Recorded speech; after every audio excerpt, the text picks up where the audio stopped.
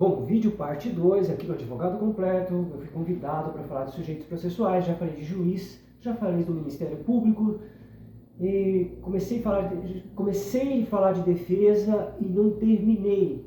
Faltou falar sobre curatela. Pessoal, a curatela está prevista no artigo 266 do CPP. O artigo prevê curatela obrigatória ao menor.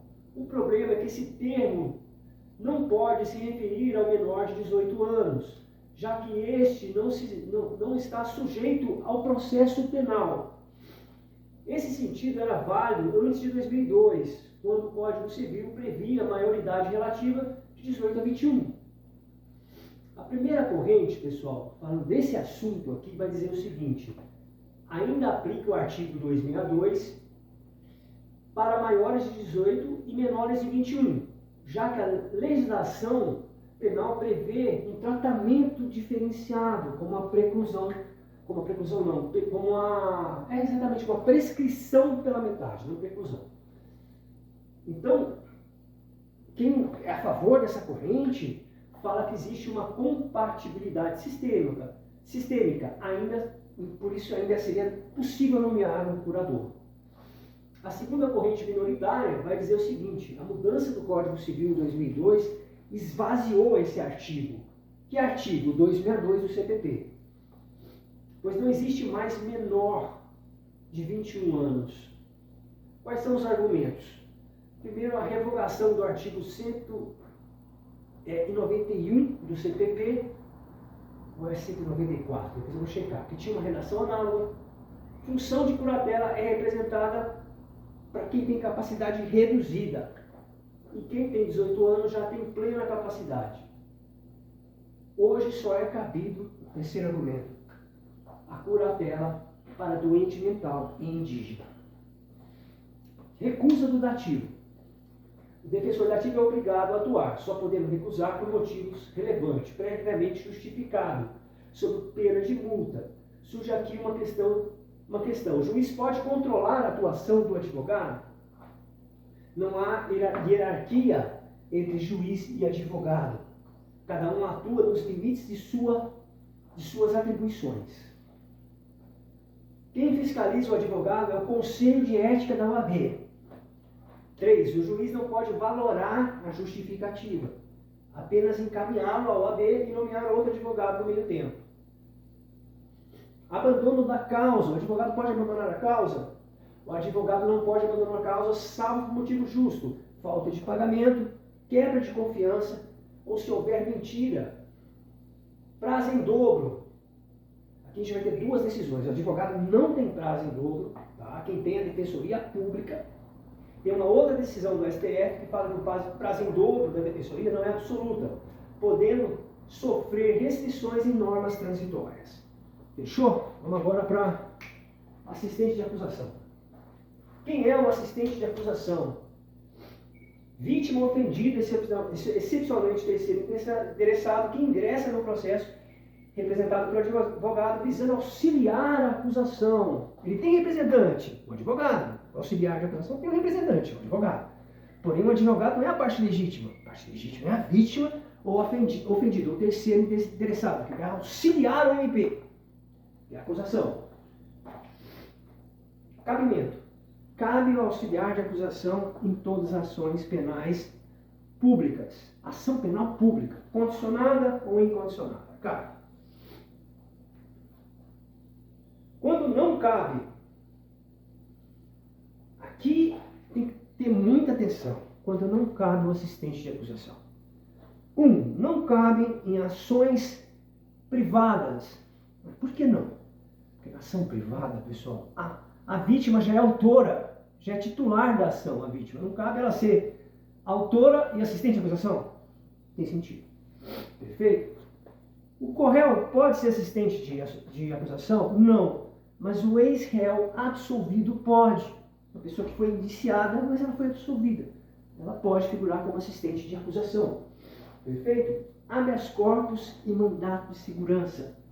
Não pode. Não cabe assistente de acusação. Porque são ações impugnativas. Na ameaça de privação de liberdade, não tem acusação. Preste atenção, na ameaça de privação de liberdade não tem acusação. Habeas corpus não cabe. E no mandado de segurança, a mesma lógica. É ato que viola direitos. Eu falei da ação penal privada, que não cabe. Falei de habeas corpus e mandado de segurança. Agora eu vou falar em recurso sem efeito suspensivo. Quando não há recurso cabível. Quando a lei não prevê recurso, recurso sem efeito suspensivo. Não cabe assistente de acusação. Não cabe assistente de acusação na fase preliminar do GCRIM. Por quê? Porque essa fase preliminar do GCRIM é uma fase negocial.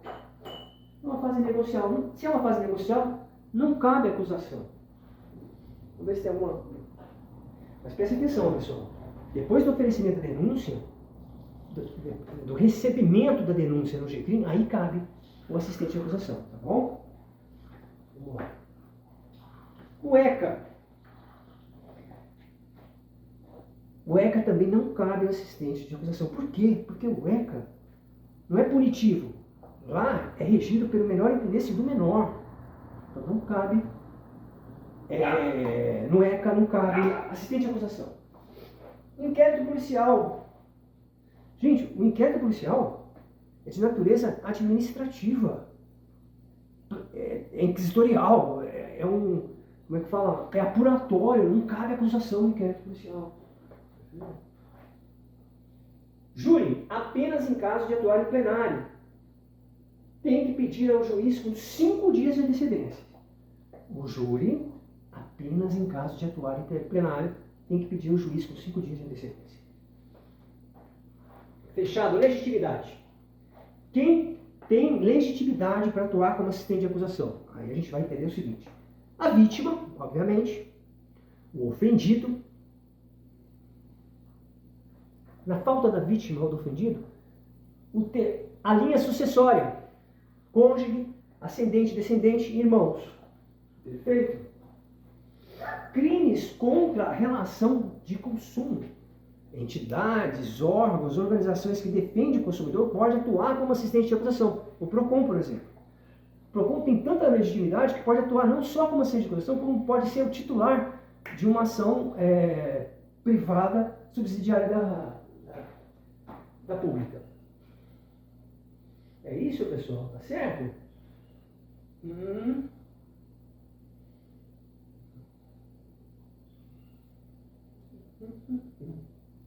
Crimes contra o sistema financeiro. O CVM, que é o Conselho de Valores Imobiliários, e o Banco Central pode atuar como assistente de acusação. O espólio. A primeira coisa a gente fala que não pode, porque ele é um ente, é uma ficção do civil, um ente despersonalizado, ou seja, uma ficção jurídica do civil, não pode atuar como assistente de acusação. Segundo argumento dessa mesma corrente que fala que não tem previsão legal. Espólio é a massa falida de quem já morreu. Não é massa falida, é a massa patrimonial de quem já morreu. Eu falei massa falida, é massa patrimonial de quem já morreu. Não tem previsão nem no Código Civil, nem no CPP. Agora vem uma corrente que fala que sim, porque tem um interesse jurídico. Se existe um interesse jurídico do espólio, ele pode atuar como assistente de acusação. Crimes de prefeitos. A União, o Estado, o município, em crimes estaduais ou federais, pode atuar como assistente de acusação se houver interesse em crimes de prefeito. Mas como que o Estado vai atuar se houver um desvio de verba estatal? Um prefeito desviou uma verba estatal.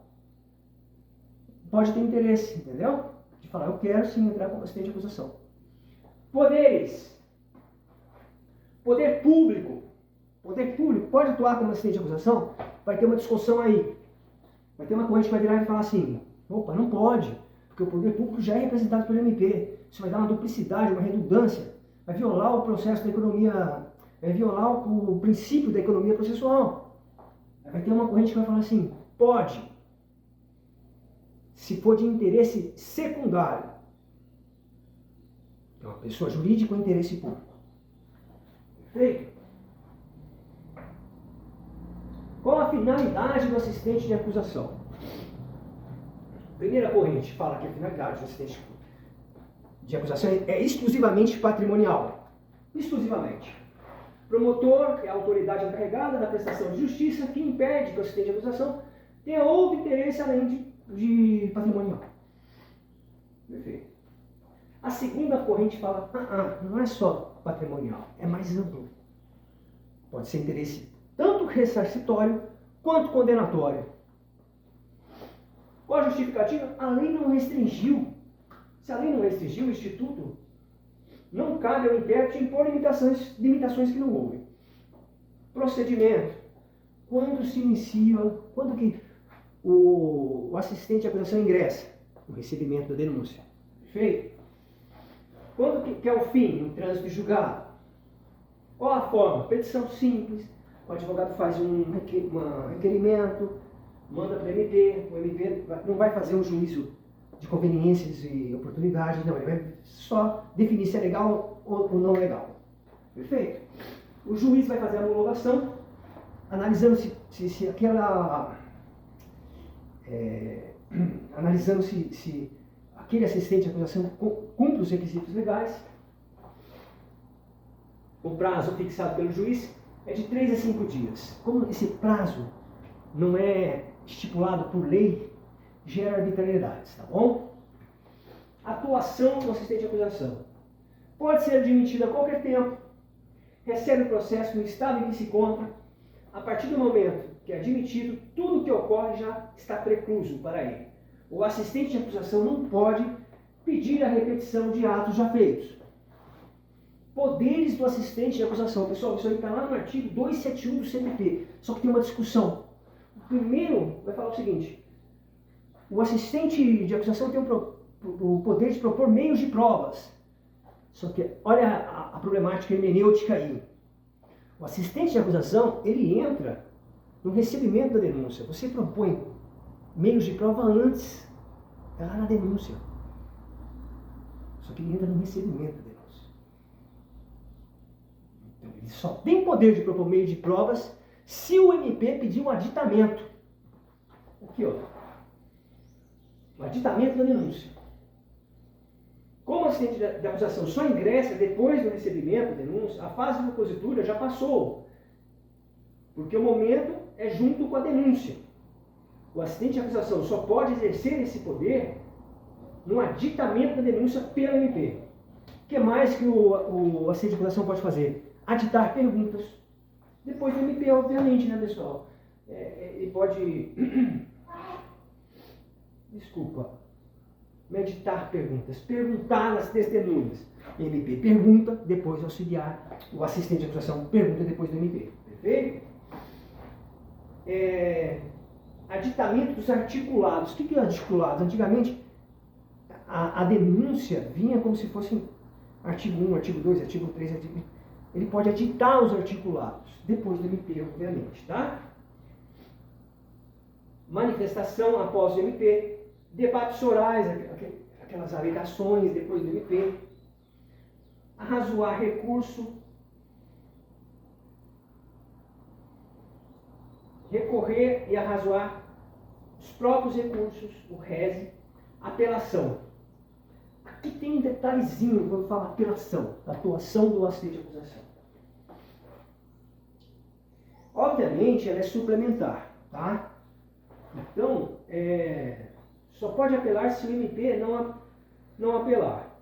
Exceto quando o MP apela parcialmente. Aí o assistente de acusação pode apelar novamente, fazendo um complemento.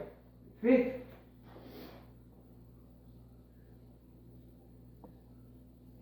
Assistência técnica para a perícia, tá?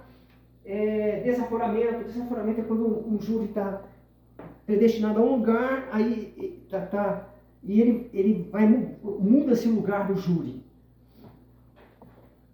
Quando existe a exclusão do assistente de acusação.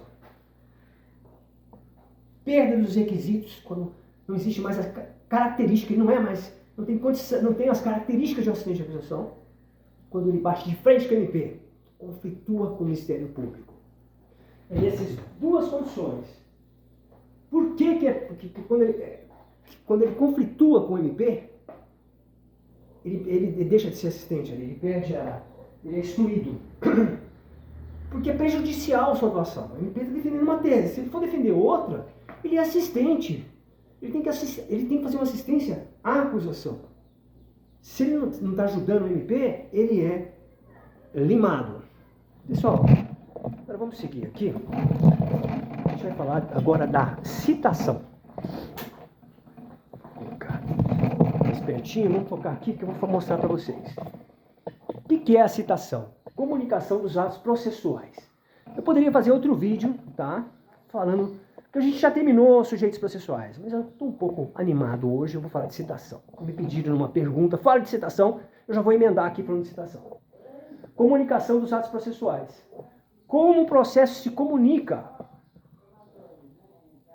Citação, intimação e notificação. Perfeito?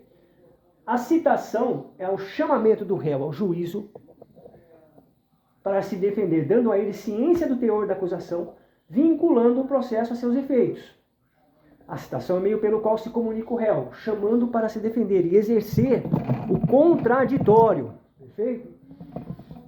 É diferente do processo civil, em que se chama para contestar. No processo penal, o réu não é apenas objeto, ele é protagonista. Ele vai atuar no processo por meio da situação. Perfeito? O processo só começa quando o réu é citado. Vamos lá? Os efeitos da citação. Está balançando um pouquinho, mas tudo bem. Primeiro efeito, constituir a relação jurídica processual. O que acontece? Quando o réu é intimado, ele constitui a relação jurídica processual. Ele completa essa relação. 2. Afastar a revelia. No processo penal existe a revelia. Ela é chamada de ausência de impugnação.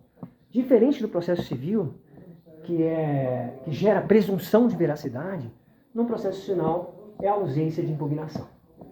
Previne a jurisdição.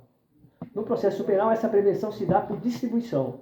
O processo que foi distribuído já está prevendo. Ó, pessoal, a citação por si só não previne jurisdição. A distribuição, sim. 5. Não interrompe a prescrição, a citação válida. São esses 4 efeitos. Citação imprópria.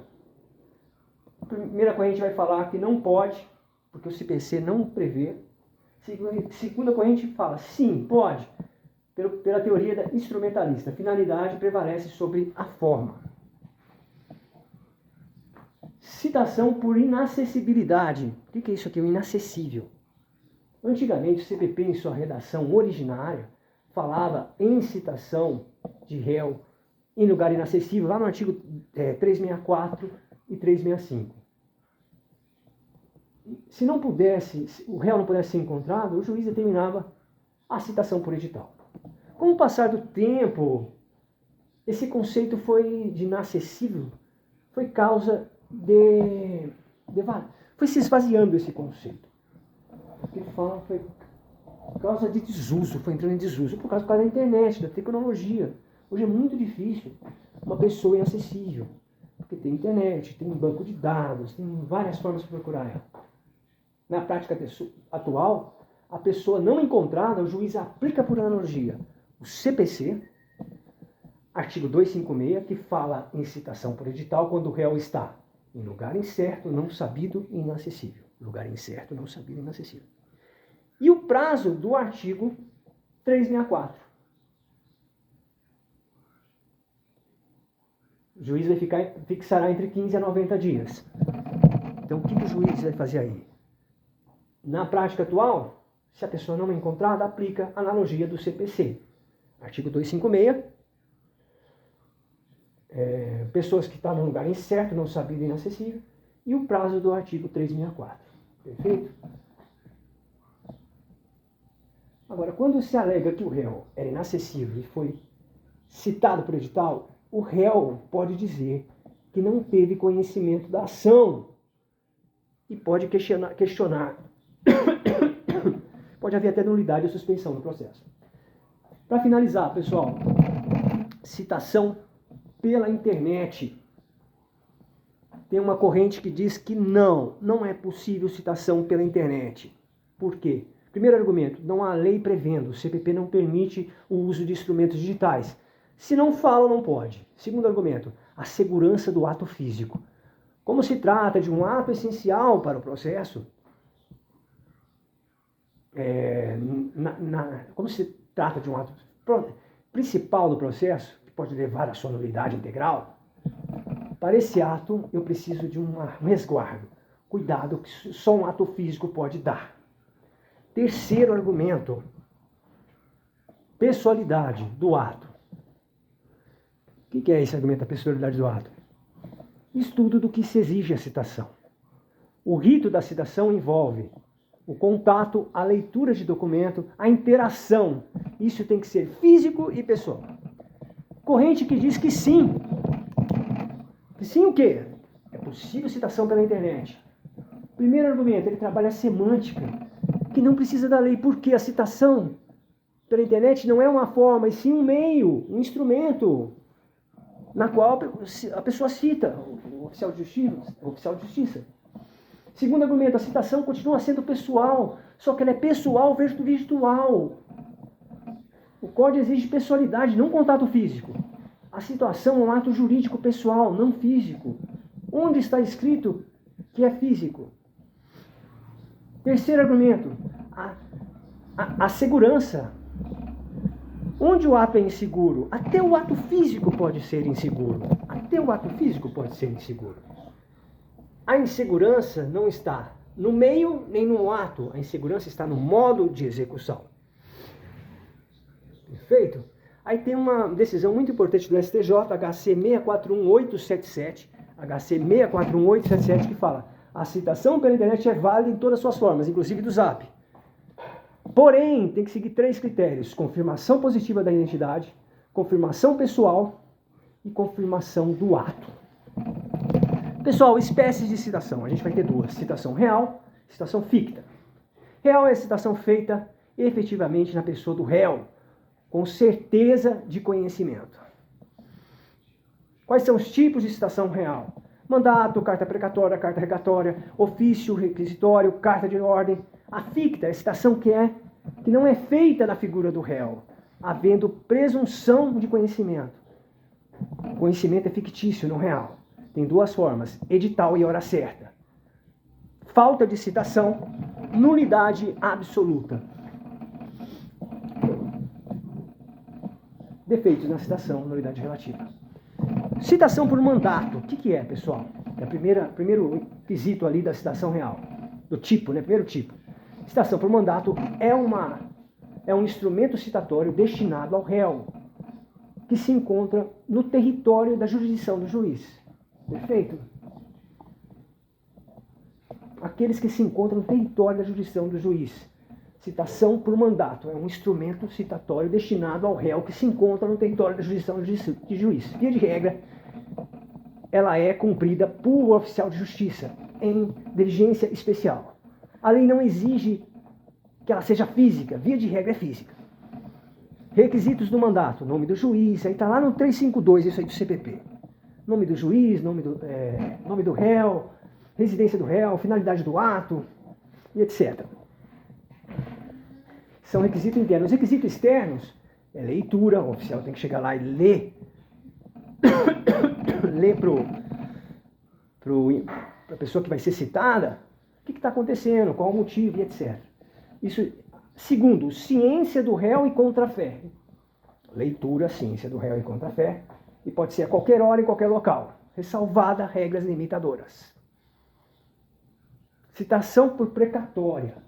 Está no artigo 353. É a espécie de citação destinada ao réu que se encontra fora.